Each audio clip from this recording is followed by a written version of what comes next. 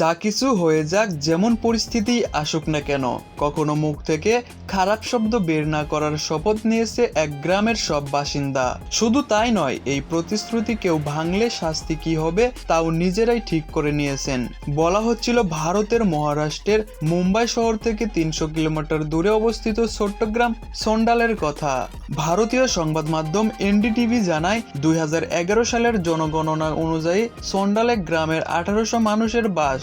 এই গ্রামের মানুষ শপথ নিয়েছেন, যা কিছু হয়ে যাক, যেমন পরিস্থিতি আসুক না কেন, কখনো মুখ থেকে খারাপ শব্দ ব্যবহার করবেন না তারা। যদি কেউ এই প্রতিশ্রুতি ভাঙেন, সেক্ষেত্রে 500 রুপি জরিমানা দিতে হবে। সংবাদ সংস্থা পিটিআইকে দেওয়া সাক্ষাৎকারে গ্রামের প্রধান শরদ আরগরে বলেন, আমরা আমাদের গ্রামের নারীদের মর্যাদা ও আত্মসম্মান রক্ষার্থে পঞ্চায়েতে এই প্রস্তাব পেশ করি। গ্রামের সব বাসিন্দা এই প্রস্তাব মেনেও নেন।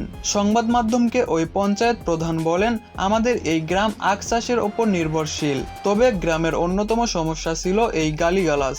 কারো সঙ্গে ঝগড়া হলে মা বোনকে উদ্দেশ্য করে ঘৃণ্য গালি দেওয়া হতো, অথচ এরা ভুলে যান অন্যের মা বোনকে গালি দিয়ে নিজের পরিবারকেও অসম্মান করছেন তারা। এই ঘটনায় লাগাম টানতেই আমরা সকল গ্রামবাসী মিলে এই সিদ্ধান্ত নিয়েছিলাম, যেখানে সকলে শপথ নেন তারা কখনো বাজে শব্দ ব্যবহার করবেন না।